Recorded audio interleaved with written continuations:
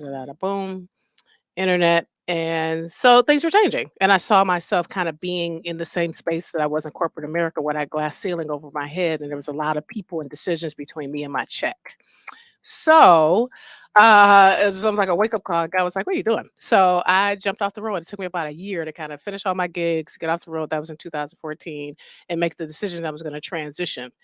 I had to figure out what I was going to transition to, right? Because I knew that the professional babysitting business was no longer my passion. And, but I did like the events. I loved kind of creating and developing and project managing. My background is operations. So building the blocks and putting everything together and allowing people to experience that thing. I was passionate about that. And so I knew that. I also knew that I'm not a big social person, so, like, social events were not gonna be my thing because people in social events they make a lot of emotional decisions, Mhm. and, that's gonna be between me and my check, so I decided corporate events was gonna be where I was at, and I would have bigger budgets to work with, or I can hire people and kinda pour into people, help them to have a livable wage, teach them life skills, which is what we're doing now. And I was able to actually make impact. And so, even though, I had a great time on the road and met a lot of amazing people and still have those relationships to this day, like in the last few years of us moving in this direction and being able to kind of hire people and give them a living wage and teach them these skills, it's been more impactful in these last 7 years than I did, I believe, on the road or being in artist management. And so, I think you're right. When 2015 hit, I made a phone call that I was going to be on. My camera is right here. That I was going to be in Detroit. I wasn't going to be traveling anymore, and I made a call to my friend Troy Springer from Corporate Production Services, now the Elevate Production Group, and I told him, "Hey, I'm back in Detroit. I'm on the road. I mean, I'm not on the road anymore." And he was like, "What are you talking about? You're always on the road." I'm like, "I'm not on the road anymore. I want to get into corporate events." And he said, "Give me till tomorrow." Mm. And the next day he called me with a gig. And Wow. I still have that client to today. And I had him on the show because he didn't have to do any of that. Like he hired me on as a subcontractor to do project management for an event. And so just that foothold, that one call that he made, that he shared this part of that gig, just meant everything to me. Meant everything to me. And so, like, he can call me at any time and ask me to do anything, and I'll be right there for him and his partner, Eric Jocks. And so, with that, we got our first client in 2015, and I fell in love with the production end of corporate events. We're Mhm. still a babe in the business when it comes to other people who are doing large scale events. Um, in this field, but I just enjoy it. I enjoy being able to meet the client's expectations. It's super stressful and it's a lot of work, but there's just some what I call euphoric joy once you get to the event and it starts, the curtain rises or the doors open, and you all that work that you did for the last 6 months or 2 weeks, depending on how long they gave you to do the event, you start to see the smiles on people's faces and you start to see the kids actually use the kids zone that you spent so much time putting together, or Mhm. the music from the stage is actually sounding really good, or whatever. That I have that moment where I'm like, okay, maybe the stress was worth it. And then we do the shit all over again, going back to the same stress and the late nights and arguments with folks and all of that. And so yeah, so that's what we're doing now. And so now we are building a staffing company. We are, 100 and something people deep. Wow. I've got 10 core staff members that work with me every single day.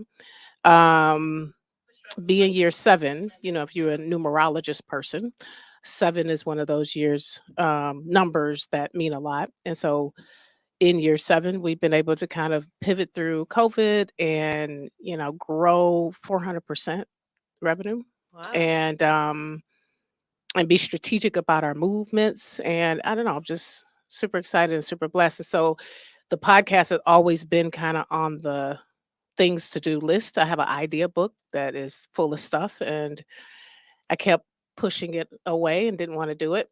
And it was just the next step. And, Kari approached me, and I was like, oh, well, this is what we're doing. And here we are. So the podcast is called All Things Behind the Scenes, Mhm.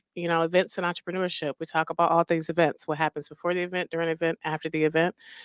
We interview event professionals, independents, venue owners, designers, curators, creators, Fire. managers, producers.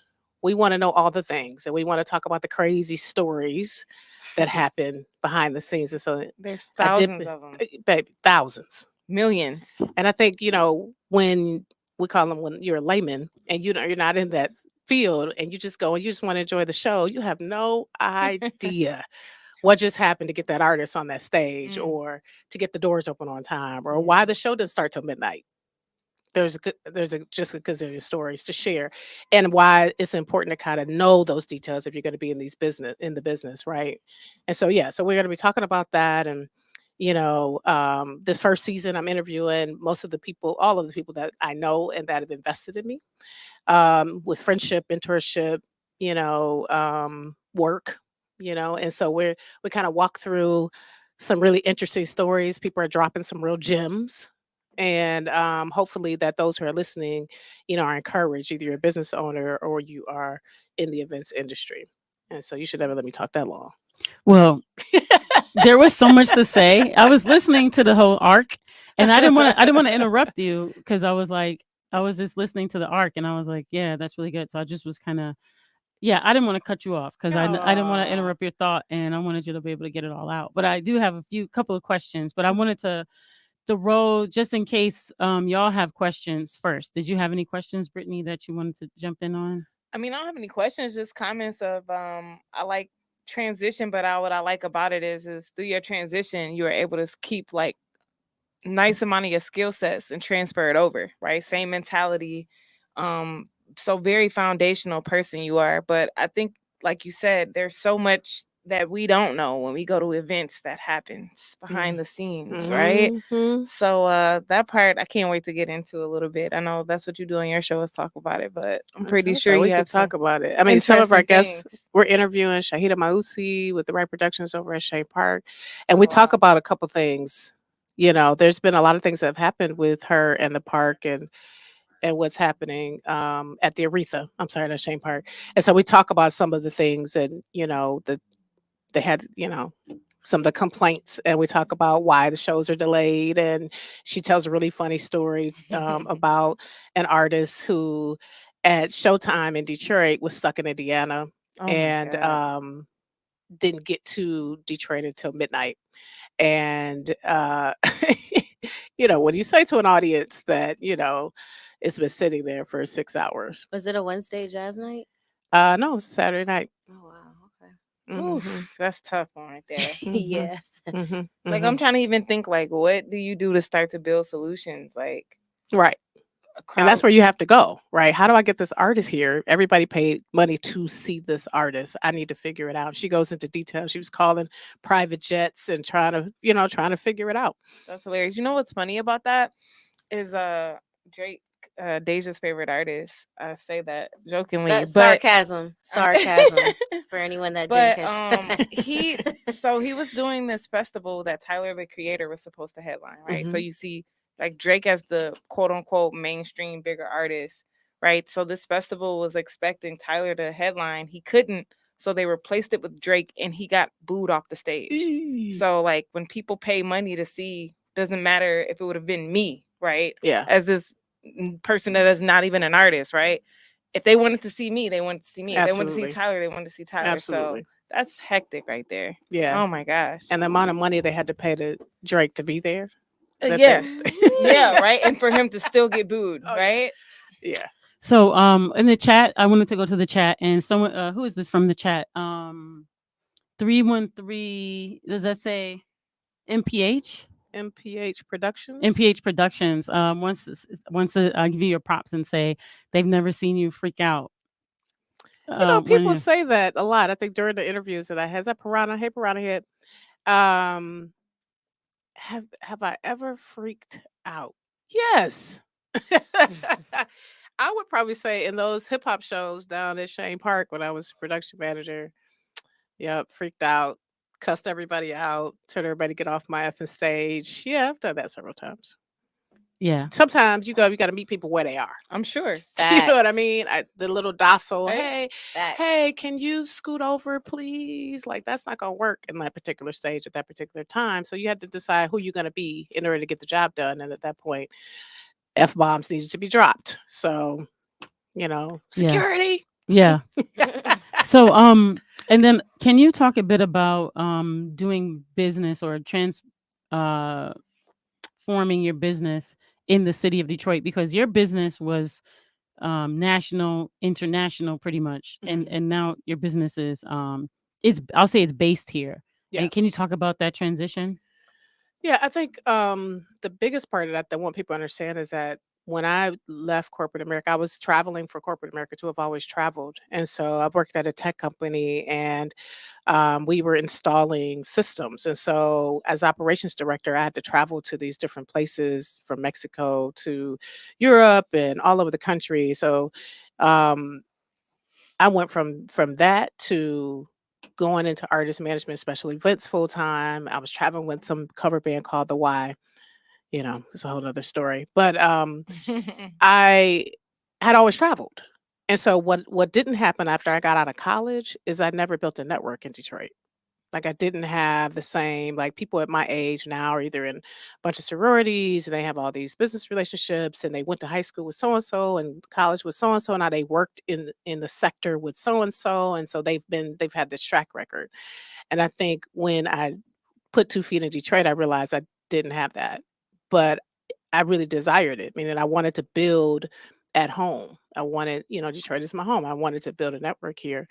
And so I had to really start from scratch. And so when I made that phone call and I'm still building, like it's, yeah, I'm still building. Remember, I'm new in this arena from 7 years, so 23 years as a company, but only 7 years in corporate events. So yeah, so like now, really like connecting with people and joining organizations and speaking at different events and going to different events and I'm really advocate for women founders and finding my place in this kind of Detroit market. It's different every day. I don't like to hang out at the club necessarily. That's not my thing. But I don't mind going to an event and, touching base with like-minded people, good people. And so I'm doing a lot of that more now because, it's important to me to kind of build this network at home. Yeah. And then can you talk about the difference of being in Detroit and doing business in other places? You're trying to get me to say something. What is that? Just I think maybe you don't have to dig into spaces that are going to get you in trouble, but just maybe like on a solution oriented level, like what you see about the landscape or the ecosystem that is a little different.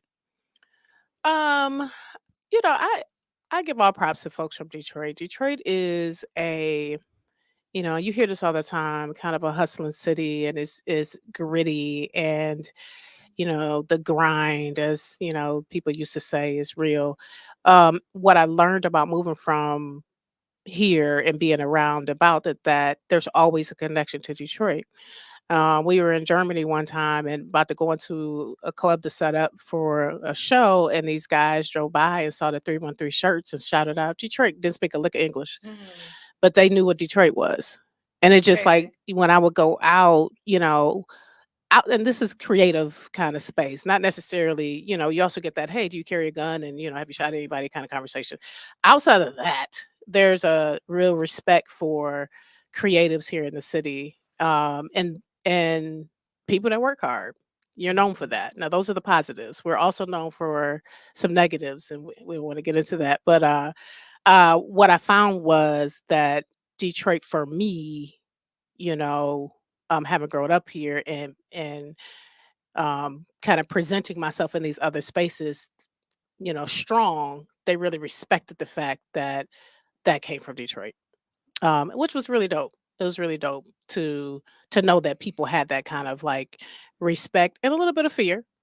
There's a little bit of fear there, and I'm okay with that. Yeah, necessary sometimes. Being a woman in a male-dominated industry, and I Yeah. still am in corporate events, but in entertainment for sure, you know, um, you have to decide how you're gonna show up, right? So if I'm the the black woman walking on a stage, a production stage, and I'm surrounded by all white older men, there's an assumption that I'm not the boss, right? And so I have to figure out how I'm going to navigate that space. And it became okay, so we can do it the easy way or we can do it the hard way, but we still got a show to put up. And like all of that grit and confidence and comes from me, growing up here and being connected to some really amazing, strong women. Yeah. And can you also talk about so when you're doing events, like I've worked for you, I've We done have an event coming up actually that you're gonna help me with. But yeah, anyway. I've done like different positions, right? Because you Yes. can move in different worlds. So you have a whole like let's call it like the professional gospel background, gospel music I background, do. right? And so I'm a let's start there. church girl. Let's start there. So you have this whole professional I'll call it gospel music background. Mhm. And I know that I've worked for you doing the parking lots. Yeah. Yeah, Yep. for the Strategy. churches and things like that. So can you talk a bit about You just like gonna throw that out there that you worked at the parking lot? why not? I mean, I'm a hardworking person. You are. From Detroit. I'm a hardworking. Let me say something. Let me say this about that. I support Black women, Mhm. but I support Nina Payne because Nina Payne has always supported me. And so every single time that I've ever called you, even when you were like, girl, you've always come and you've always just like stepped in and acted like I was paying you like $10 million a minute and just, help me, see things from a different angle because we're different. Oh, yeah, we're kinda Like, opposite. yeah, we're yeah. But you've, helped me make the events that I did a lot better. You've given like so much. So when you called me and it's like I can't say no, even for stuff that I'm like, ooh, I really don't want to do this. But it's like I gotta do this because I gotta do it for Nina. And, I just wanted to share that. Mm, For me, I think that's it's what's up. important that to show up Mhm. for you as a professional. Because for me, I'm looking at it like you are building your business at that Mhm. time. Yeah. I'm looking at like, oh, she's building her business. So that means that when you when you're called on to do the job, if I'm there, I'm like representing your company. Mhm. Very true. So, however I am, like, that is actually the company. So, whoever comes in contact with me, they may or may not know you, or Mhm. it might be a person from the client Mhm. that you don't know, Mhm. right? Or one of their clients or something, right? And so for me, I always thought about it like customer service. Like if I'm here 100, a million, 1,000%. So let me show up like this is my business because in a Mm. sense, it's my business. Like you've contracted me Yeah. to work for you. So I view it as also representing myself. And from a business person to a business person, number one, I want to do a good job because I care about you and I want your business to succeed. But also too, because, I care about how I show up as a business person, Mhm. Um, and I wanted to understand if you could share a little bit about that aspect because what I notice in Detroit is a bit different. Um, I'll say in the landscape, which is probably normalized now across the country, but I see it as more of a Detroit industry. I'm gonna call it the church industry. It Mm. feels like Detroit had the church industry, I think, before the people, but I'm not sure. Am I making that up, or what do you think?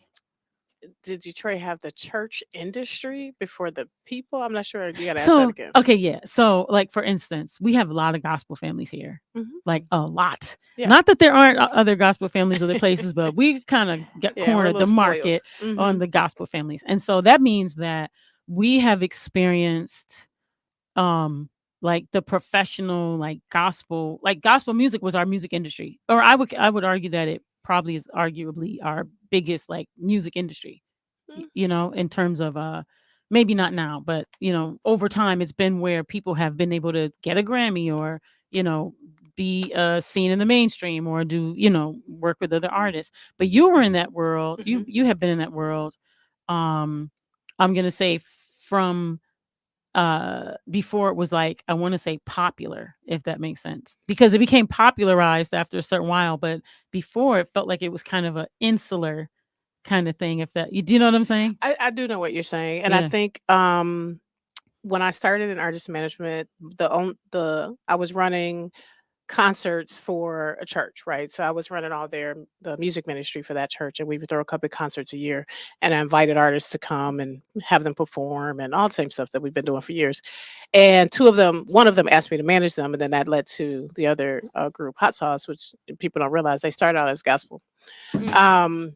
And so in that industry, and I'll just say this, I came from corporate, right? So I introduced myself into the gospel music management industry as I would as a corporate entity. And I can tell you that it was not well received, wasn't well received. And Why do you say that though? I've been called a bitch more when I was in gospel music than out here in the streets. That's why I said the gospel music I'll just industry. just be transparent. And so yeah, they didn't care for I need you to sign this contract, for the artist to be, it was a real big question about ministry versus whether or not we should pay artists. It was like, we were in that kind of space where they didn't want, the guys to wear hats in church. It was just, we were breaking a lot of boundaries, and I was getting cussed out in the back, and I was doing some cussing myself. So it was just one on one moment. If you want them to perform, you're going to sign this contract, you're going to give me my money. And so I approached it with that angle. As you should. Right. And they just wanted to handshake, and they just wanted to, and they didn't want to pay, and they didn't want to make sure that my artists that I was representing at the time were in the center of the stage. Hot Sauce at that time was a band. So bands in churches didn't play center. They always played to the side. And so, we were, we broke a lot of rules. And I think we made a lot of headway. And in that time, I do believe that gospel music, was finding its place on mainstream. Um, at that time too, gospel hip hop was emerging. It was, you had Truth out of New York. You had there were a lot of really heavy hitters coming out. Lecrae came out after us. It was, it was a whole thing. And so I don't know if Detroit has had you know, we have a lot of families here, but there are a lot of families in Dallas and a lot of families in Houston and Tallahassee, Florida. They're all over the world. I think when you've grown up in that market, you know it really well, and you know how big it is. There's multi-million dollar conferences. I mean, the gospel industry is huge, and it's been that way for a really long time. It's just other people are now exposed to it, one, because of the internet. You're exposed to any pastor you want to listen to all over the freaking world, where before you had to go to that particular church. So all of that was happening at the same time. And so now we're at a place where I think, the things that we accomplished with, me managing a group called Hot Sauce, and there was another group called Presence, who were, sexy gospel singers. It was a whole thing. We were busting boundaries of things open. And I think that paved the way for a lot of the other folks to come in after us. Yeah. And also too, I love how you talked about the way that you were received, because I think what happens is you end up what I think people don't realize is you have a big heart. And so what you're giving is a gift of how to clean yourself up and be received in a way that you can earn what it is that you want to earn, or and I think that sometimes um that is a stretch for artists, and is difficult for artists who do not know how to quell their ego. And so if it's I know my talent, I have this talent, I know what I'm doing. And I think what you bring to it is the part about, yeah, but there's the part that is up in here. And then there's, like you said, you were breaking barriers. It's like there's a barrier there for you to be able to be received. And let me help you be received a bit better. So I don't know, what do you think about that? I think that's that's some accuracy to that, because as a manager, this, Piper, we have to see the whole picture. Now, you're not just looking at today, you're looking at what's going to happen 5 years from now. You're looking at holistically how this is going to impact you down the line, and all of those steps are super important.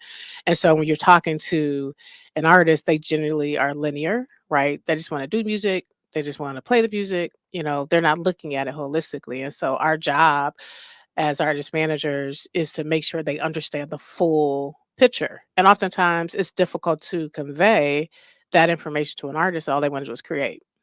You know Yeah. what I mean? They don't want to learn the business part of it. And now you have no excuse because all of it is at your fingertips. Hmm. Then I'm trying to like, okay, well, here's how the music industry works and here's the deal. Let's walk through the contract and all this stuff. But now you can pull up an artist management contract, you can pull up a producer contract, you can do marketing. I mean, you have everything. There's no excuse for any lazy artists anymore. Yeah.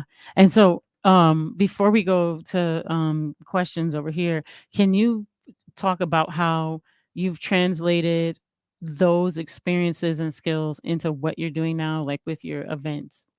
And whether it's a client on the client end, like does any of that transfer to like clients that you have now, or is your client base like just a completely different, species, so No, to speak? it directly translates Mm. from you know, and going back to church, I talked about this on the podcast. I learned and honed most of my skills in church. When I started running events, I went for the music ministry or for the events. We did a women's events every year, and I ran the logistics and the management for all the production back then. And so I honed all those skills, and they gave me free reign to kind of learn whatever I wanted to learn. I learned lighting, I learned sound, I learned video, I learned how to. And so find your local church and volunteer and learn some That's skills. real. You know what I mean? Like, and they need the help. You know what I mean? You may not get paid for that, but you're going to learn. You can make mistakes. Like it was just Mhm. a whole great thing.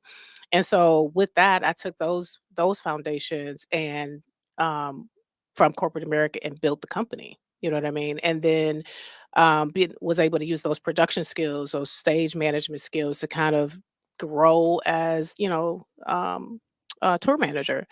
And then the VIP management, professional babysitting, the VIP folks that we had to deal with that have huge egos, corporate America CEOs when I have to do these corporate events. It's directly parallel to that. And so, like, you can't intimidate me by your ego. Like, that's not a thing for me. Like it's not.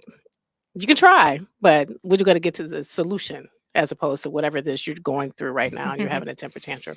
It's rare, but we'll see some VIPs every once in a while, try to flex their thing or whatever.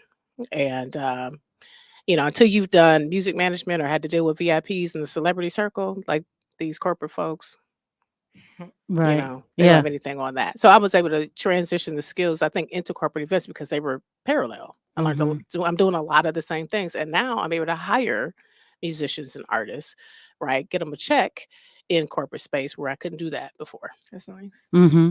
So I wanted to go over to Deja, because Deja is a DJ, right? And Yeah. so DJ Deja, yeah, DJ. Just Daisy. What is it? Daisy, Daisy. So like DEJ. Jay Z, but Deji. Yeah, I guess you could say it like that. It's just like a piece of my first name and then the beginning of my middle name, which is Yvette, my aunt's name, who also is a huge music Deji. head. So Fire. yeah. Daisy. DJ Mhm. Deji. Just Daisy. Just Just Deji. Daisy. Yeah. Yeah. Deji, the DJ. So I'm wondering, Deja, do you have questions for Nina about like events, especially as a DJ? Um, I'm just more interested in like the passion that you have for it. I want to know what's been like the most fulfilling event that you've done in your whole career. Mm. And was it like music related or was it in another realm and why? Like I'm just interested in like I guess for a lack of a better way to put it, the most fun your heart has had doing this. Aw. The most fun your heart has had doing an event. Yeah. I'm pretty blessed. Most of the events I do have impact. Like I'm Mhm. able to at this stage pick and choose my clients. You know how you Yeah. have to interview as they interview me to give me the gig or to Right. accept my Figure out proposal. if I'm it's worth doing the it for same you. thing. Mm. Mhm. And I just turned down a really big client because all money's not good money.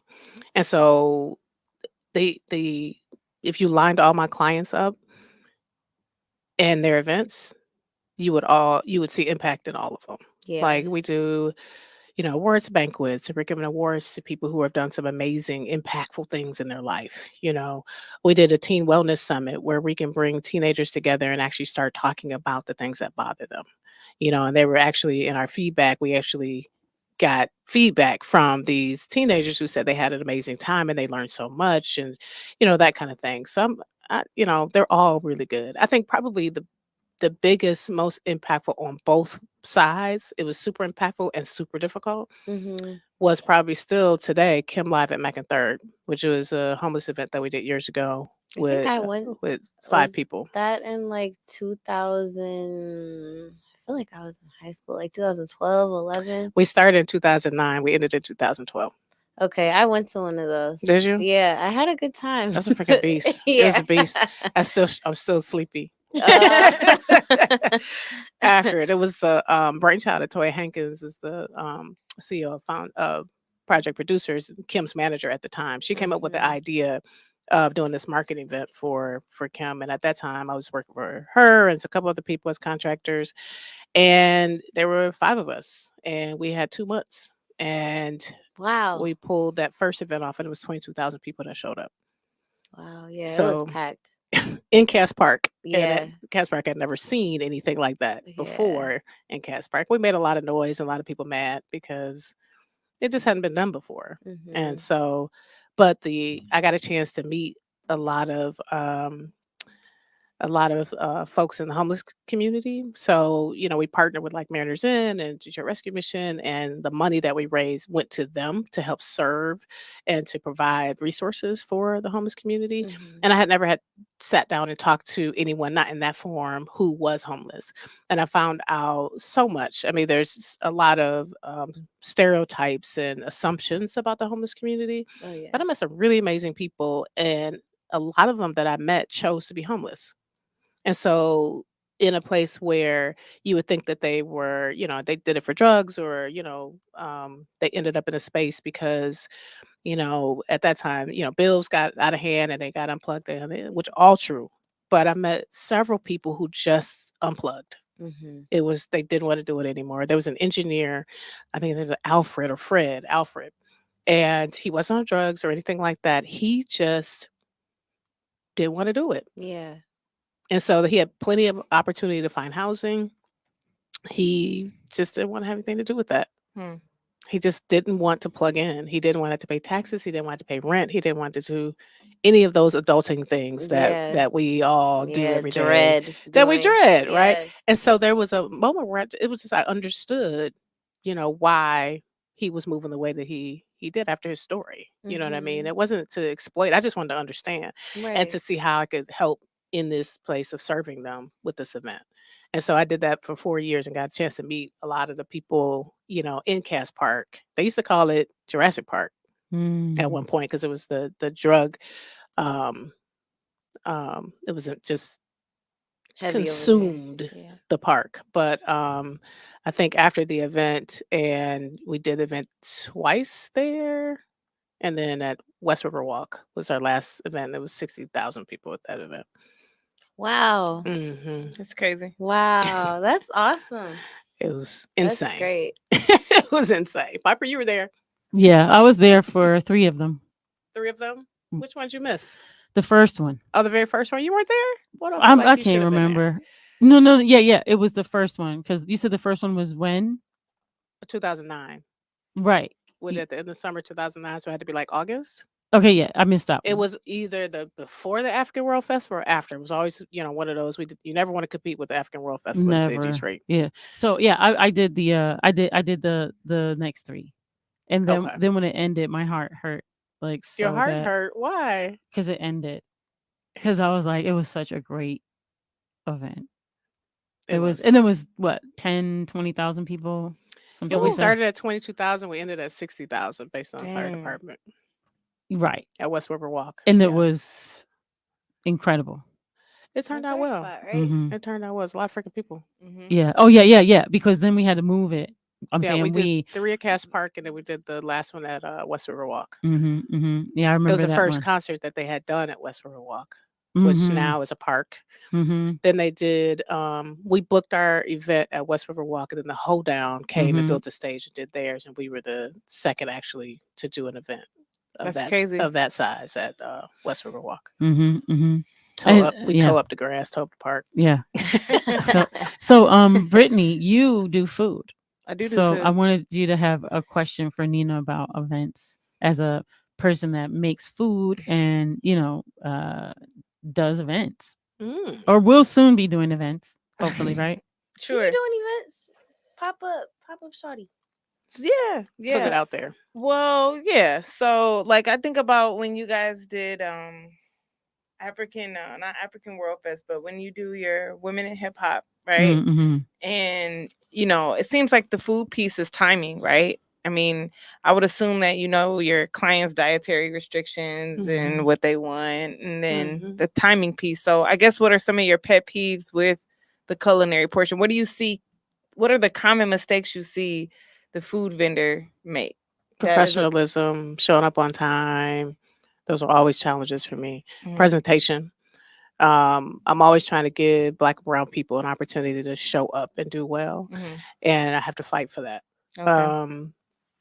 We, my expectations are higher, Mhm. because, I hold myself to, a certain standard. And I want Mhm. the people that I work with and I'm bringing on board to understand that, and so sometimes our brothers and sisters, don't have the paperwork together, or, you know, they come in flip flops and whatever. I just want us to do well. And so, like, but there are a lot of amazing Black and brown culinary companies, Got you. caterers that Got you. that I am partners with and I do trust, and I know they can show up on the job and I don't have to worry about it. Mhm. But we need all of them. We need all of them to show up and to be competitive, with other companies who are doing, getting these contracts Mhm. because of all of those things and more. Right. Understood. So yeah, I would say, yeah, just showing up on time, being professional, wearing the right gear, looking the part, presenting well. We know how to cook. That's the last of my worries. I'm not like that's the least of my worries. I got you. It's all the other things that I would like for all of us to step up to. I know I don't have to worry about that, but you though.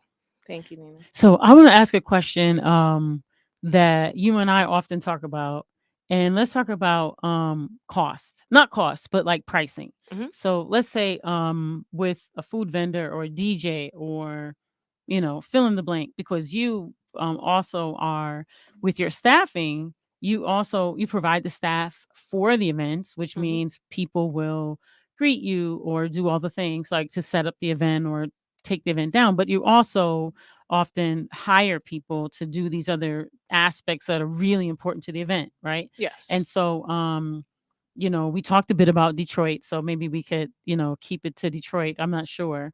But in the land of along those lines of Brittany's question about what are the expectations of a vendor, like how let's talk about like pricing or like pricing structure or expectations around that, or how can a vendor price themselves, or what does that look like? I think, and this is just a business statement, right? We all need to know our value, and we need to build our pricing structure based on cost analysis, like real numbers, and then our time. So if you want to decide what your time is worth and understand what the market kind of will allow, and build your price, build your price, build your price, stick to your price, promote your price. Somebody out there will pay it if all those other things are in line. Are I you believe that. professional? Do you have your paperwork together? Do you have a website? Can they pay you online? Like, just get our digital footprint together and all those things. And, people want to pay for great service. And so if you're offering this value, then they don't mind paying it. I think you have to do your research though to figure out, when I say what the market will allow, because what happens here in Detroit is not the same that what's happening in New York and what happened in LA and even Atlanta now, Miami. So you have to understand the market. So that was one of the things I had to do in coming into corporate events. I didn't quite understand how it worked in comparison to like what I had been doing on a large scale where there's sponsors and other people paying for everything, kind of Mm. thing. I had to like really figure out what the market would allow. I knew what my time was worth and I knew what my range would be at, and I had a bottom. I'm not going below this number. Can you talk about that part of it, Nina? Like, I think that's where most of us struggle in industry is figuring out what our time is worth. Mhm. Like, what's that equation? I think you ask yourself, would you work for $15 an hour? Would you No. work for $20 an hour? Would you work for 32 cents an hour? Like you have to like what's your absolute not? Let's just talk about if somebody wanted to come and have you come and cook in their kitchen and they were going to pay you hourly. I know this is far-fetched, your own company, but they're going to subcontract you. They're going to pay you hourly, you just make the pizzas. And you have to ask yourself, what number does that look like for me? It's going to take me 6 hours and then, I got to sell pizzas. Would I do that for $50 an hour? Would I do it for $100 an hour? Would I do it for 15? What's my bottom? Okay. And anytime I have a bottom, there's always a range, right? So that range means, let's just use the word $20 an hour, but I might do 18 because there is an opportunity for me to market, or this is a great opportunity. So Great point. I'm going to win big on the other side of this. So I'm going to go ahead and do it for free. Like you have to like have that, especially as a new company. That's a great Yeah. point. That You right know. there is realizing what the value is for you. Like that, what you just said, like, I think we always like are looking at it from like the monetary perspective. And for me, where I'm at, I'm not always looking at it like that. I'm trying to always angle, like you said, what's the next sale? What Mhm. opportunity? Who's in the room, right? Same. What challenge does this present, right? You know what I mean? Yes. It's not Is always it worth your time? Yeah, Because it's what I say. All money's not good money. I hear you. Yeah. Yeah. And if there's no benefit for you in it, you might have to say no. Or you can say, hey, I got somebody that might want to do that. Subcontract somebody else to do it. Get a Mhm. referral fee. There's all kind of ways to do it, where you Now, don't that's the have hustle to. right Yeah. there. Yeah. That's the hustle right there. Yeah. Finder's know? fee on that. Yeah, Uh-huh. absolutely. And Yeah. people understand what that looks like. And so, Mhm. yeah, it's a referral. That's real. And, I do a lot of referring. I never ask for money, Mhm. but I'm at that stage now. I don't have to. But in the beginning, there was all sorts of hustles. Oh, I love yeah. it.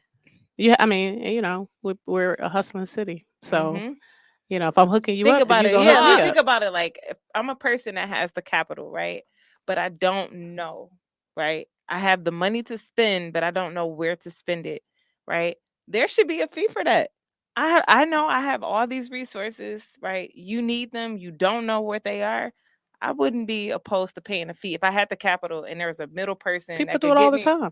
That's What? consulting. It's all sorts That's of true. things. That's a Mhm. different way to look at that. Yeah, Yeah, for if sure. you come at it from a professional angle and not Mm. trying to like, because people don't want to feel slighted or feel like, well, you told me I could shovel the snow. I didn't know you're gonna take a fee off of it. We just had this conversation because my husband just went through, and you know what I mean. You coming at a professional from the Mhm. front. Okay, so I'm gonna hook you up with this job, right? You got to do it 3 times a week. I'm gonna grab such and such and so off of it That for makes a perfect year. sense. Sign this paperwork. I love it. And then, from the top, what we mess up is we come on the back Back end end. and be like, hey, you ain't. And now we mad because they cut you off nothing. The world I come from, if it's not on the front end, it never happened. That's what I'm saying. Yeah. No. That's for what It I'm never saying. happened. But So, they'll be mad at you. Be like, you didn't say anything. I didn't know you were supposed to. And I'm super literal too. So if you don't say, hey, I want to cut off of this, I don't do the assumption thing. I'm real bad at it. I mean, I don't know what you intentionally wanted. You should have said something. I agree. Because I don't read minds. I agree. That's got me in trouble a couple times. Plus, Yeah. closed mouths don't get fed. Period. It seemed real simple, right? Yeah. People get it, they, Yeah. they get in their feelings about it. And I'm like, just please talk to me like I'm 5. Like, just tell me. Mm-hmm. Because if I hear it out your mouth, I can hear it with my ears. But you think I'm supposed to know because that's how you do your business, where you're supposed to hook somebody up because they hooked you. Like, I don't understand that game. It doesn't make sense. 2 and 2 does not equal 4 in that equation. Yeah. No. So Thank Yeah. you for that. That was good. No, that was good because I lost a lot of friends not doing that because I'm Aquarius and just live on love and didn't realize that people had their hand out. yeah, And we've talked about that. yeah, And they I just expected been, you to like put some money in it, yeah, and you and didn't then I know was just that was like, even a thing. We never even yeah, talked about I'm that. like, How was I supposed to know? yeah, and then people were like, You each know what they fellows I say about know. assuming. This is a So- paid gig. This is not a paid opportunity. Mm, Mm. mm. you know. Well, okay, so I have questions about so, in my back in my day, no, In the olden in the days. olden days, I have done so many jobs. I was a captain waiter in a five-star restaurant on a boat, on a luxury boat. I did that for like, oh, maybe 7, 8 years Oh wow. in New It's a York I don't think long I City. knew time. that. In New York City, Hmm. and because when you're in the industry, like you could be working a whole, you know, like X amount of time, and then it could be like real dry. and so I always kept like a restaurant gig. And in my experience, waiting tables, especially like high end, there are very clear expectations, rules, and this kind of thing. Like speaking of like expectations and rules.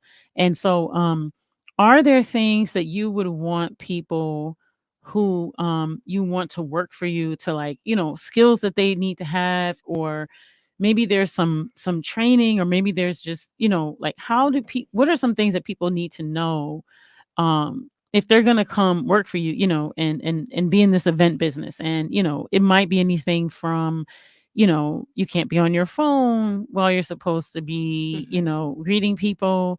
um Dress, like, let's go over some of the I want to go over some of these kind of details, like when, what is professional, what is business casual, what is inappropriate, so Hmm. maybe you Hmm. could talk about some of those things a little bit in terms of like your business and Yeah, events. yeah, yeah. So we are generally right now we're doing some hiring, right? We're looking for event managers, event leads, event support. And when you come on to our team, you go through a series of interviews.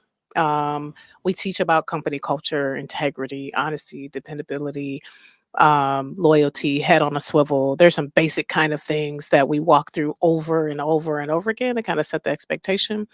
And then there's a specific what we call ES1 training. It kind of sets the bar on expectations when you're on site. And that goes from everything from how you present yourself. We generally will supply you with a foundation management shirt, or a client has given us, attire to wear. The other thing is, it's production black because we're in the business of production. Yeah. So generally there's production black. So it's black bottoms. And I say bottoms because just to give a little more explanation about what is acceptable. If we're doing an outside gig, black jeans are fine. Even black shorts at sometimes, but they can't be Daisy Dukes. We want to see no butt cheeks, no black on the back of your thighs. I don't allow tank tops with your arms out. I'm really good about natural hair and all the hair things. I'm really open when it comes to that. It just has to be out of your face and neat so that when you're talking to somebody, they can see your face. Um, Gym shoes are generally okay. I prefer black. If you don't own black, then you might be able to get an exception. Just be comfortable because we do a lot of walking around gigs and big venues. The other side of that is we're doing any type of professional black. It's generally all black, black blazer, black shirt, black pants or skirt, black shoes. If we're doing something inside of a hotel or inside, a conference space like Huntington, or it's an after five or evening attire kind of event, generally it's professional black. So from an attire standpoint, we have rules, I'm sure. expectations when it comes to that.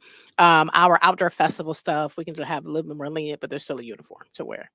And then expectations are just like, we don't allow you to use your phones while you're on the job. You know, if for some reason we need to contact you at some point and that's by phone, then that's understandable. But if you have your head down in a phone and nobody's contacting you from the team, that could be an immediate dismissal because you're not paying attention. I talk about head on the swivel a lot, and that just means a lot of times the work that we do, if we're doing registration or greeting, there's a lot of dead time. And that is the most difficult thing to train is how to be active in dead time.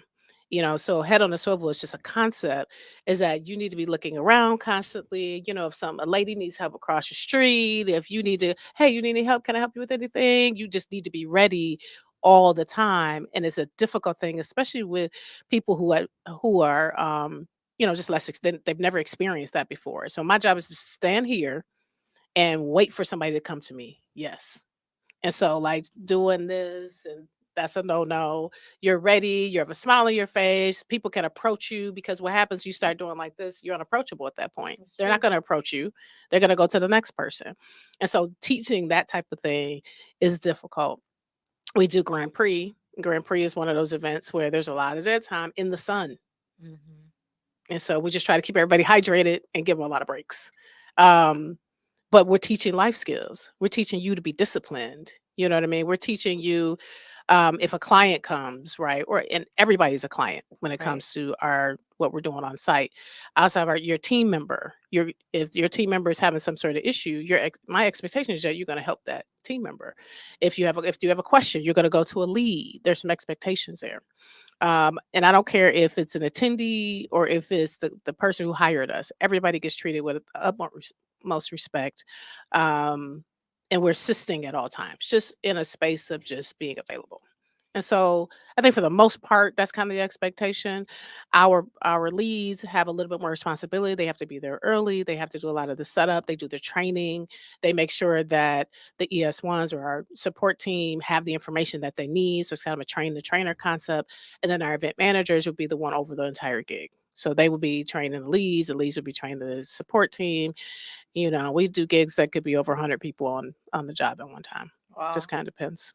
Yeah, and what's interesting when you talk about that dead time, I think that's what I learned about working in restaurants and the service industry because um New York City, that restaurant industry is very serious. They don't Mhm. play about that like that's a real industry. And so, your manager or the owner, you get training. Like we would have our general training, which might be like 2 weeks or something like that. Mhm. And then after that, you're still on like a probation kind of Yeah. thing for the first maybe I don't know if it's like another 2 weeks to see like if you're gonna work out, Mhm. and then you have to do things like learn the menu, and then there's specials, and then the way to how you do your forks and your glasses and how to serve and all these other things. But there's this part of the day where there's nothing to do. And so, in our trainings, they would always tell us, like, okay, if there's nothing to do, you find something to do, you create something to do. So you might polish silverware, you might fold napkins, you might go help another server, you might, there's different types of, they call it side work, so there's different types of side work that you could do to prepare your station so that when it does pick back up, then, you're prepared and everything is still looking really neat. And so whoever comes in, even if they come in a dead time, they don't come in and it looks like, oh man, like you said, like, I don't want to eat here because it's some Yeah. crumbs on the table, it's some spills over here, like it's looking a little nasty, like let's go someplace else. Oh yeah. And I guess it's like that when it comes to events. And I'm wondering, how can a person that maybe has been in a different career, right? That wants to get into events, like what does that transition, look like for a person? Because, again, it's a very front facing, people oriented, Mhm. service oriented space. How could you prepare a person that maybe hasn't been in that space to kind of think about being in a customer service space? Mhm. You know what I mean? Or to take that seriously? Like, what would you say? Well, I think right now we have a decent training program set up, right? And they actually have to go through some role playing exercises on how they would handle certain questions or certain problems or conflicts. And so that really does kind of set them up for the expectation of what I'm looking for on site. Because all the positions won't have a lead. You'll have somebody there that needs to be able to stand there on their own. And so we need them to be able to answer questions. We need for them to be able to know how to respond, solve a problem, escalate when needed. And so we teach that part. I look for people who are project minded, people who already have an innate ability to kind of um, listen, and they show up ready and excited about something. Like some skills, you walk in with. Can't Mhm. be Those taught are either. what's that? some skills can't be taught either. Yeah, so like I need those innate skills to be there. Those are people who win, and those people have been with me for years. There, if you don't have like those innate ability to kind of show up to be ready, you won't last very long, right? You're looking for people to do things for you. It's not the type of field. Events are, pretty thankless. You're going to be in the heat in 100-degree weather, and you just stand there and get your check, and you're going to be rewarded by this money. Like it's not. It's not for everybody. It's not for everybody. And so I think through the process we weed through those things to kind of prepare people for what is to come.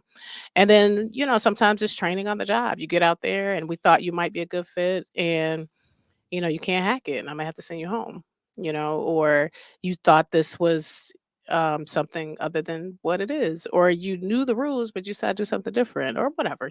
People are people. And so I'm easy to dismiss quickly because I just don't have time to do that with you, Wow. So You know what's funny? I know that that's you, but I've never seen you dismiss anyone. So oh pipe. I wonder like who that is. I'm all curious right now, but Well, but you don't have to I'll tell tell me. you. I'll tell you. I mean, I don't like to draw. I won't tell you I'm anybody's names, but we had a messy. situation. One of my clients is a really large account. There's no smoking Mm, on their campus at all. And they have a really large multi-acre campus. If you want to smoke or if you can't wait, you got to go down the street, which is about a mile down to a liquor store if you want to do any smoking. And I make this speech every single time we do a gig. We do also do an event for them at Huntington Place. There's no smoking. And and so if you for some reason think that, you're not going to get caught, then, you know, I mean, it's there's cameras smoking. everywhere. And it, yeah, And it's it hammers smoke. everywhere. And they got caught. So it was a couple young guys who have been working for me probably a year or two.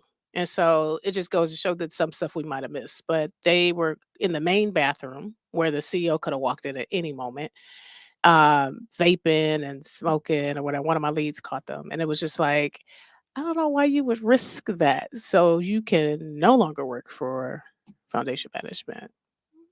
Man, That's that a wrap for sucks. you. That is crazy. That's immediate fire. Yeah, yeah. And they were decent guys, you know what I mean? They did the work, they showed up. But certain rules, and I can't, and I'm forcing every single time we talk about this particular client. All right, everybody know who's worked for me before. Okay, you knew what's the smoking policy? No smoke. I make everybody say it. It's a whole thing because they, that particular company don't allow their employees. You can't smoke in your car, and they have multi parking lots. It's a huge client, and so if they catch you smoking in your car, you get fired. So it's very serious for them. So it has to be very serious It's for very me. And if you want to work on this particular account, you have to follow the freaking rules. And if you don't want to follow the rules, you can't work for me. Not Mm. just on this account, but no Right. accounts. Yeah, and you know what's interesting about that?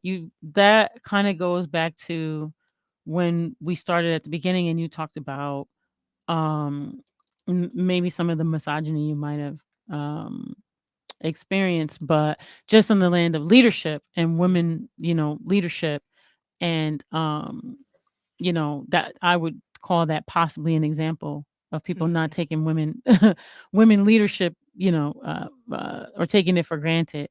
And I'm wondering, have you like how you touched on it, but how do you I want to say like manage keeping your power in that situation. You know what I mean? Or not just that situation, because that's kind of different. That's almost like subordinate. And then, but I would say maybe like with the clients even, right? Like Mhm. how do you manage keeping your power in a situation where, when you're an entrepreneur, you want to get an account, you Yeah. want to you want to book a gig, Yeah. like how do you manage, your power in the I want to maybe I'll relegate it to like working with your clients because that would make more I sense. think it's really, know your shit.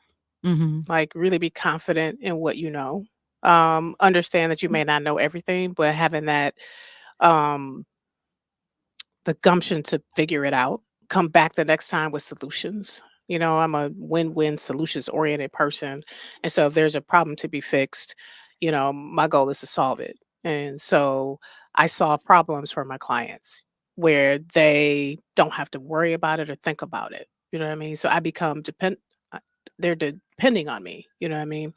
where I develop an event partner mentality. I am a part of your company. Mm. I'm not just a hired gun. And so I approach my clients that way. And so we have we build long lasting, deep relationships.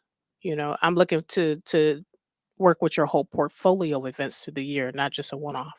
And so I think with that kind of mentality, it helps to put me in a position of um, trust. They can trust me. And if they can trust me, then it's less stress for them, less worry for them. They don't have to worry about it, think about it. I got it. Don't worry about it, kind of thing.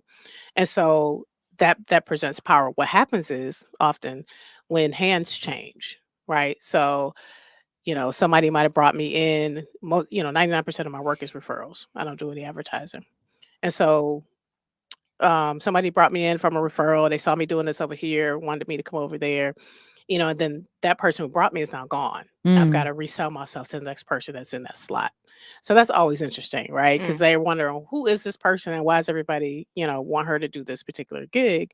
And I have to like re up and convince this person that, you know, not only am I the right person for this particular, event, but we're gonna be best friends.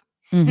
You Mm-hmm. you really need me, Yeah. kind of thing. Well, I can vouch and say, I just think of Dilla Youth Day, right? I want to talk about what you said in the culture of your company of how you are, you preach, who you pick on as a client, right? You guys are partnered together.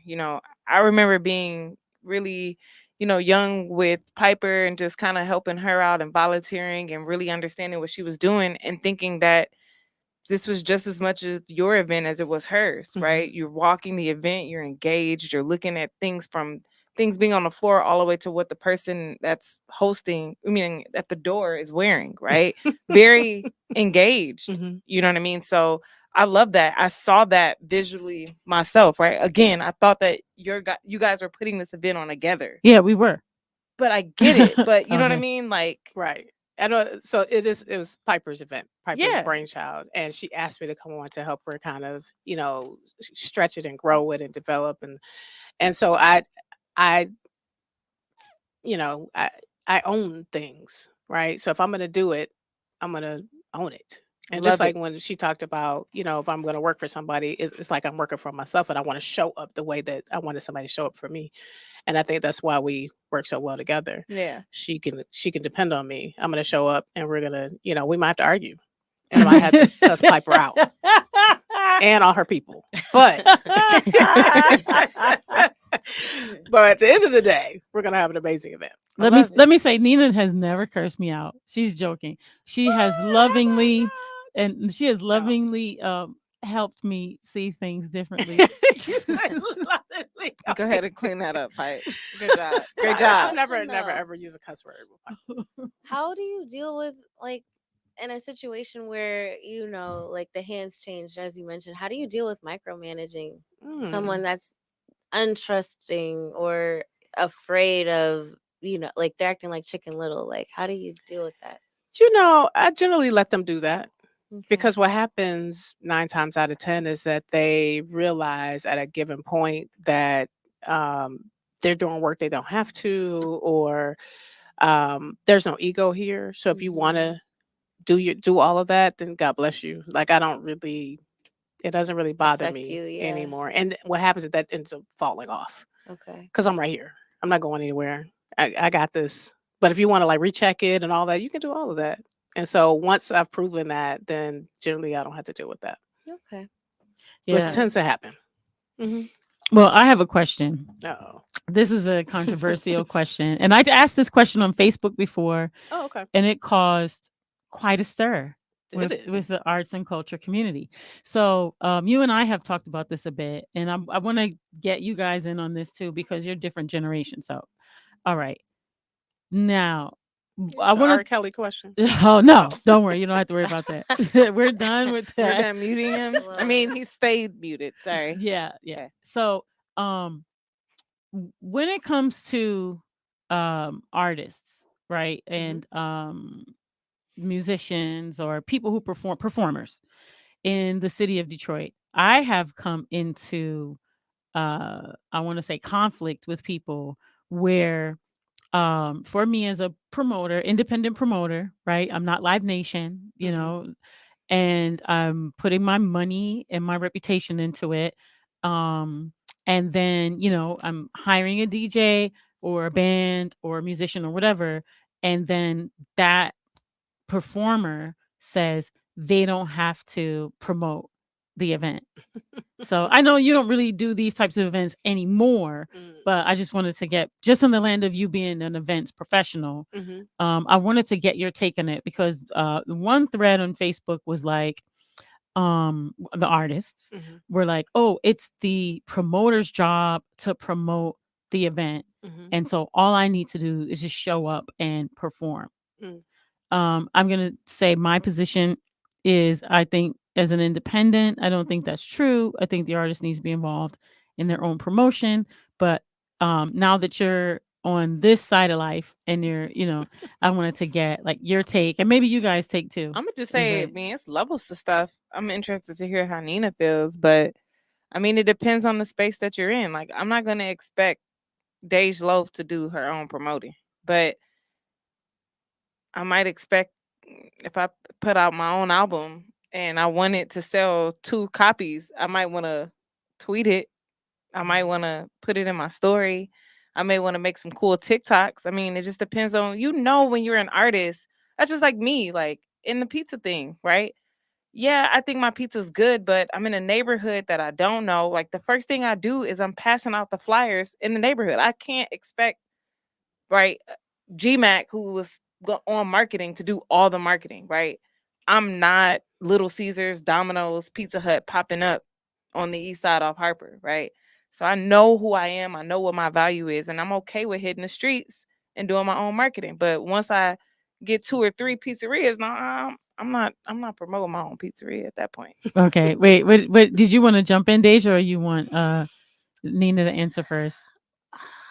It's complex because I understand both sides. Same. Like, especially as a performer, and I've had gigs where the people that put me on those situations did nothing to promote it. However, I've only been DJing since really July, seriously, professionally. So I'm still trying to build a following and trust within that following. So I have to promote it. I have to push everything that my name is on. Period. And I want to do that because I want my people to come support me. That too. And like, that's, you know, that also goes into like finding your tribe too, because I want the people that are gravitating toward me promoting it to come because they feel me first. Absolutely. Yeah. So I get it, but there are also times where I feel like it's not being like I'm pushing it harder than the people that put it on. That's not a good look. And then if I've been there it's too. a bar situation where I'm getting paid off of bar sales over door sales or however it works, then I really want to make sure like it's gonna be a good turnout. So there are just a lot of factors. I understand both sides, but I just know I need to, at this point in my career, I'm gonna push it early. Yeah. What do you think, Nina? You know, I think it is complex. And I think it depends on so many different factors. The interesting thing is I've worked with a lot of different caliber of artists, and the ones that are successful promote their shit. Yeah. That's just the bottom line. If you want to be successful, you have to promote. Especially, I mean, we're in the land of, you know, digital space. You got to promote. The challenge I have with independent promoters, however, is that that's what they rely on. Like I think as an independent promoter, I'm doing this show. Yes, I want my artists to promote, but they may not have the tools to promote. So we have to supply them with the digital, you know, posts and all the different things, the assets. So we have to help them to promote. I think that part is missing a lot of times, especially in your world with the gigs and the bar and the thing. We're not giving them enough assets to use. And then the other thing is, you know, I'd like to see promoters not use the artists for that as much and have some other ways of making money or bringing money to the table. That means you have to have, if you're going to be an independent promoter or throw a series of concerts, I think you have to have a following yourself. You can't rely on the artist to do everything. And And so that's why it's complex, right? Mhm. Because what comes first, the chicken or the egg? Mhm. If I'm a promoter and I'm hiring you to do a gig, it's really the buck stops with me. Mhm. It would be awesome if you help. Here's some assets for you to be amazing and to promote yourself online. And we're going to Mhm. promote you. I'm going to have you come to some interviews. I'm going to have do some drops. I'm going to use your celebrityism or your artistism in order to promote the thing that I am doing, but I'm the one who's doing it. I'm responsible for whether or not it happens or not. So Mhm. I think a lot of the responsibility lies on that independent promoter to make sure that the money's coming in, the support is there, the artist is doing what they're supposed to do. It's like when you're communicating, the responsibility is on the communicator. True. Mhm. Mhm. But I also don't know. I can't say that I've really encountered any promoters. It's just been people that I've like I guess gotten my gigs through, Mhm. and the establishments themselves that I already have relationships with, but there's not like for example, I'm doing a show at Willis this Friday. There's not a promoter Well, for it's that. Willis. Yeah. So Willis does the hiring. Willis does a heck of amount of But it's also promotions. through Mean Red. So Oh, which is a bigger entity. promoter. Me Yeah. Red is the booking agency for Willis. Okay. So they have their own set of marketing footprint that they Okay. use in addition to Willis. But So you, now you have two levels of people promoting you at the Mhm. Willis Show Bar. Because they have to depend on people coming to the bar. Right. If they left everything up to the artist that's performing that weekend, they wouldn't make any money. It seems like that's what they do because I haven't seen that. I I just will haven't say seen it. Willis- I'm It on could the be happening. I ain't newsletter, gonna put so I Willis get out all there. this stuff from Oh, okay. Me Red, her, and Yeah. So they're definitely promoting what's happening at Willis Show Bar. Okay. Cool. Yeah. Yeah. And Meme Red is a promoter. Mhm. Yeah. And yeah, too. I guess also too. So that's the thing. I won't name names, but but there are artists that I've worked with, like as myself being an independent promoter, Mhm. where the artists have refused to do any of the marketing. And like Sounds like they don't want a gig. That's what Yeah, that sounds that's like a to little me. Yeah, that's crazy. that. They refuse. That's wild. Yeah, That's Yeah. mean. Well, yeah. So they've said, yeah, that they refuse to do the marketing and that, that's my job. And my thing is, me, like, Mhm. I'm going to you're going to have a regular flyer. You're going to have a video flyer. You're going to have a square. You're going to have one for each format. I'm going to ask you to do some drops. I'm going to get you some media, I know what you mean. independent and big, I'm going to be like promoting you. So like for me, when I ask an artist to like share it 3 times before the event and they're like, no, that's your job, like I'm thinking like, wow. And the other thing is for me, like Brittany said something about Dej Loaf, like for real, like there was, which artist was that just did a big concert? Was it what's the one that's like, yeah, I think it was Lil Jon, right? He did a concert He just did a concert. by himself. He was coming somewhere Is and that a lot of nobody wanted to yes? see him. Nobody wanted to He see always him. comes with somebody. Yeah, it he's a was hype guy. him and nobody wanted to see him. And then obviously he didn't sell. And so yeah, that was a thing. It was a couple of more artists, big name artists from back in the day, same thing, and they didn't sell. Like nobody wanted to buy their tickets. So they were literally on Twitter begging people to like buy tickets, or I should say begging, but like talking junk about their audience for not buying tickets, which I consider begging to buy tickets. Mm. And yeah, I mean, we're in like this, to me, especially now, we're in this post-COVID. Well, we're not post-COVID, there's still COVID, Mhm. but we're in this period where we didn't have in-person events. Everybody's doing all these hybrid events. And so now people are there was a period where people were really trying to go out, but now we're in a period where people are like not trying to go out. Mm. So it's just like interesting, like, people are managing like when they're going to go out, when they're not going to go out. And I'm wondering like, what are you experiencing with all of the like going out, not going out, in this climate? In the corporate space, people are full-fledged out doing all the things. Nonprofits are probably more timid because of the community work that they do. So generally there's a mask mandate or there's something like that, or generally there's a hybrid event. Um, the other part about Little John is that you also have to have something worthy of people want to see.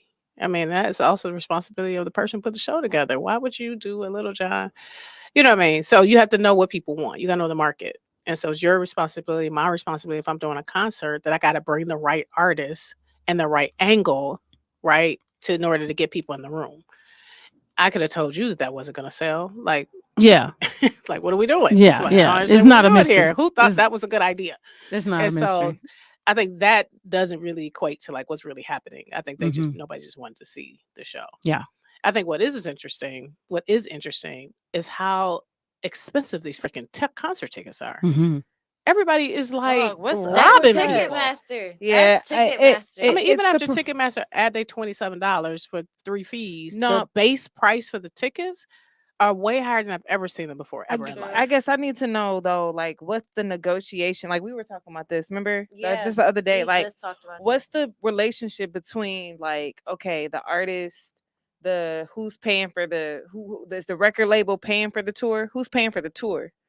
It depends. You know, It what I depends. want to Generally, know. a But promoter, so like Live Nation there's and some AEG. equation that I think is giving the artist more money on the front end, and No, they get less money. The artists are now getting less money than they did they before, because before there was this 360 and this Ticketmaster controls everything and Live Nation controls everything. The way that artists made their money was the touring. That's why they were always touring. well, But they're now getting that the record labels are in on it, the artists make way less money, and so there's all these other entities, all these corporate entities that are like digging into it. So that's why the explosion of the ticket price is, because everybody's digging into the pot now, and the artist still probably gets the same amount of money as they got before. It's just all these other Yeah. people are at the table. Well, I say that because a lot of these artists have been doing podcasts and stuff, and they say things like, okay, they had to make a decision to go from doing, like the nightly shows. They had to go on tour doing like those nightly shows, and so that they could get to a point of getting those big tour deals, right? Mhm. So like that's where the confusing part comes in for me, is because the artists are going on saying like, yeah, we finally made it, we finally, you know, have built up to a point of getting like this big tour budget, so it's like, okay, maybe the artist isn't getting paid as much as they used to go on tour, but it just is very interesting to me what the breakdown is of where the escalation is coming from, because like Beyonce, like I think when they announced her tour, they were talking about how much money she was gonna make off of going on tour, right? Mhm. And then the tickets go on sale, and it's like, damn, like they passing her what she's making on to us. Like, So there are, and Piper's right in the context that there are many hands touching the pot. But what generally happens is you have your A-list artist like Beyonce. She's going to get a check just for saying she's going on tour. Then she's going to get a tour budget, right? This is how much I want to pay for background singers and blah blah blah that she needs to manage. Her people need to manage that budget. Now, where that money comes from is different. It could come from the record label. It can come from a promoter. So Live Nation, AEG, or Swallow the Market. They may say, "Hey, we'll give you $2 million. That's your tour budget money."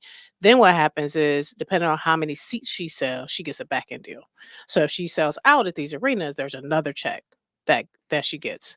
Here's a challenge. I think Live Nation, if I'm not mistaken, because I've been out the game for a minute, and Ticketmaster in bed together. Yeah, that's true. So, right? Mhm. So if I'm Live Nation, I'm funneling all of my concerts through Ticketmaster.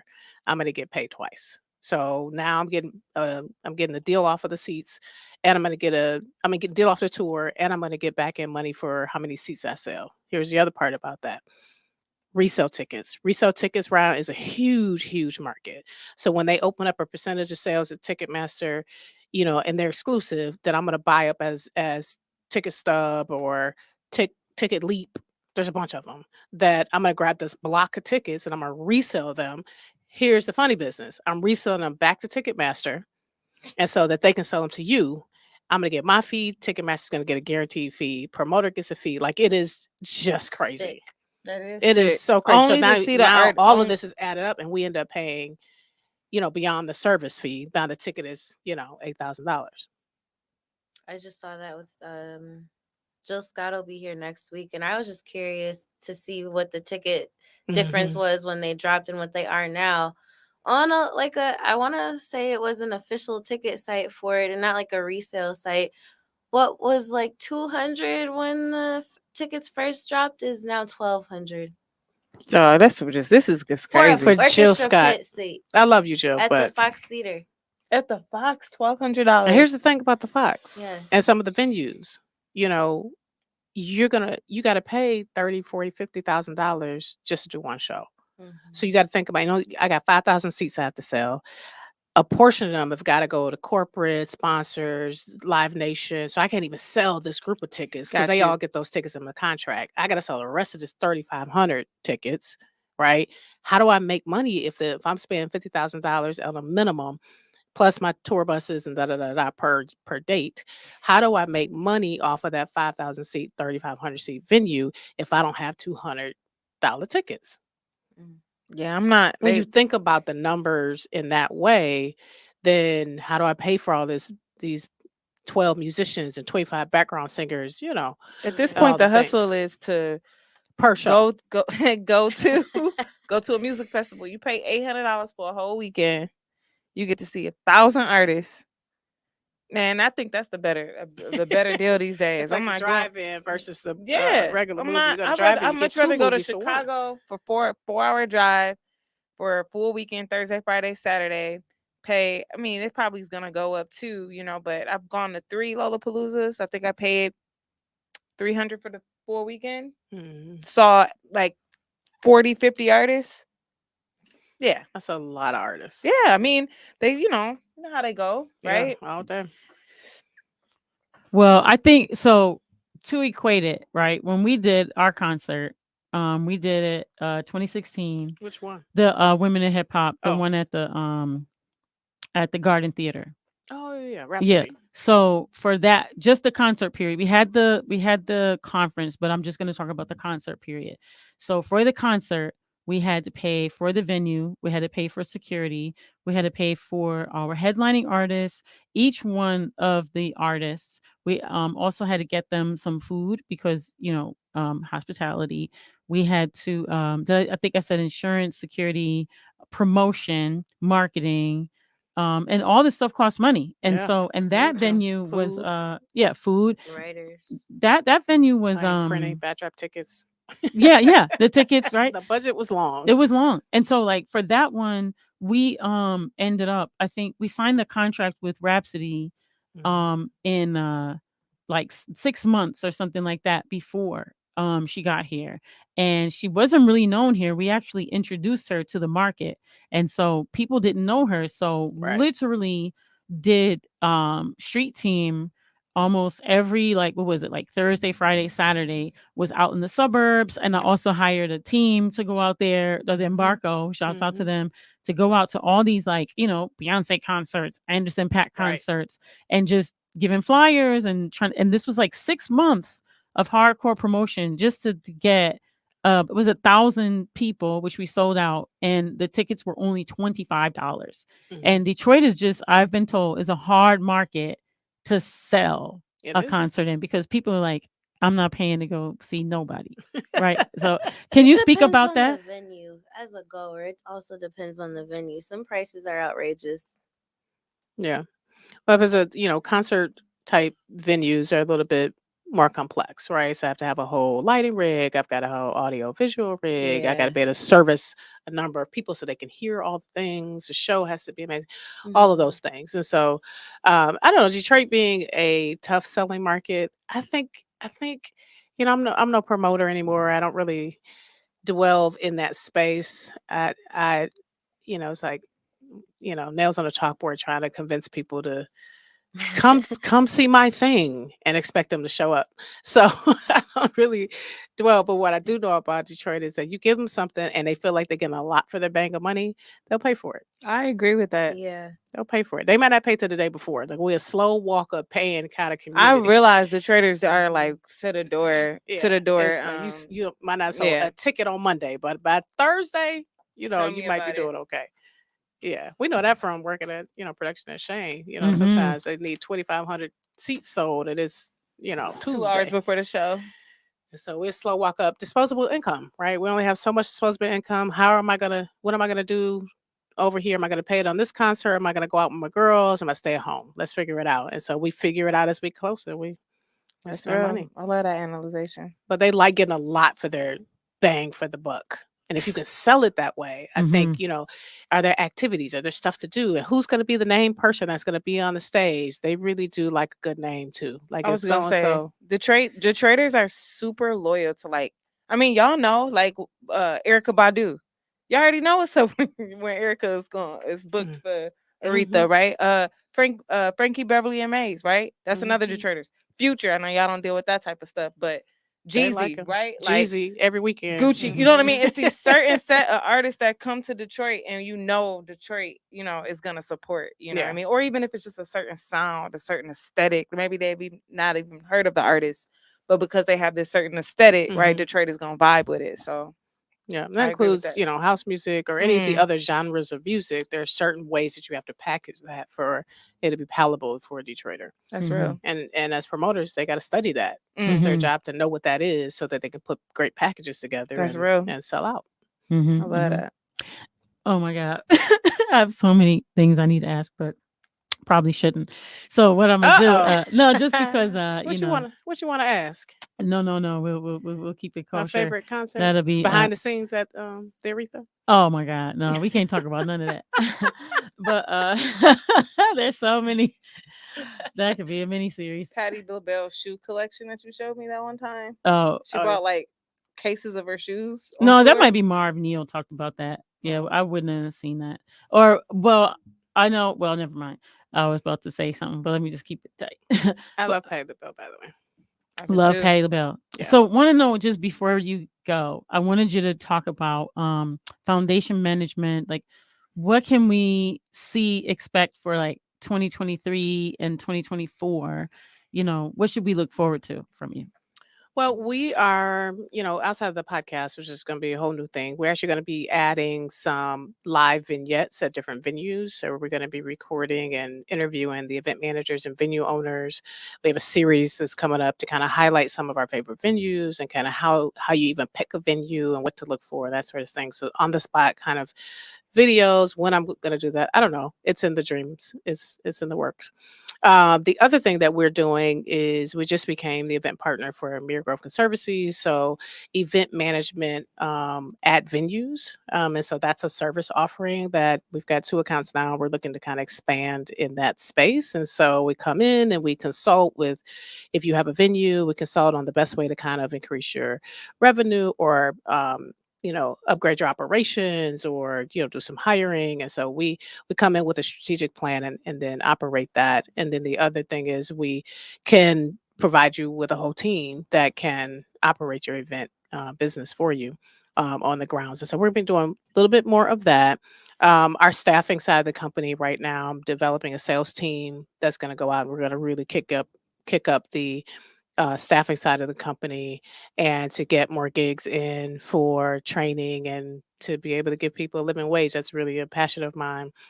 Partner with some workforce programs and, we're going to be doing some training at Mary Grove actually for new ES1s coming in. And so just general training on how the stuff that we talked about earlier in expectations and soft skills that you can use in any job that you go to. And so probably next 2 years we'll be developing those programs as much as well as all the other things that we're doing. Pipe. Yeah. So, and then like where can people find you? Like I want to get my event. I don't know if I can afford you, but I want to at least be able to find you. Of course, you can afford me. FMLLCevents.com. All my social media is at FMLLC events, FMLLC events with an S. Or Nina Payne, the Nina Payne, anywhere on social media. The podcast is All Things Behind the Scenes here on YouTube. Piper and I are podcast partners. Is that how you say that? Yeah. We are recording at the same podcast studio. And so All Things Behind the Scenes will be coming out at the end of the month. Slow rolling the podcast. It's a lot. I don't know how you guys do this every week, but I'm excited to listen. it's This a is gonna be lot. really cool. And I'm learning, right? It's a new space for me to kind of learn to be out front. talking to, because I'm a head down, do the work kind of person. I've always been that way. So now it's, talking about what we do and how we do it, and really bringing other people into the fold and shining light on people that just do the work. Some dynamic women who are doing some amazing things in events, and I get to interview them. So I'm really excited about that too. We're Yeah. excited to listen. This Yeah, is gonna be it's gonna be fun. juicy.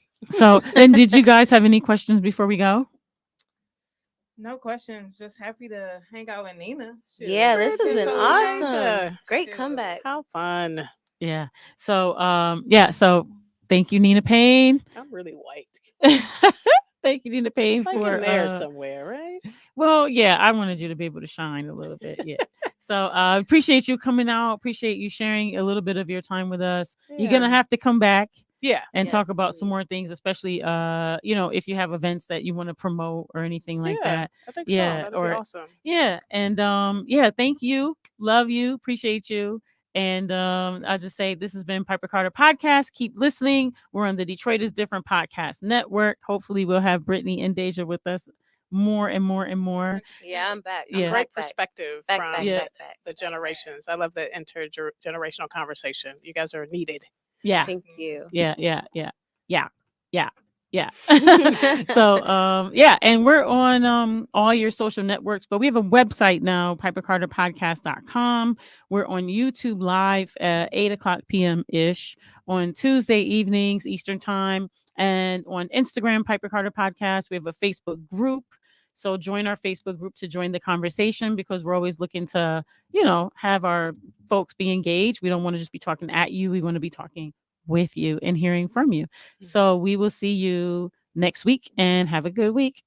Peace. Peace. Oh, we could be a group.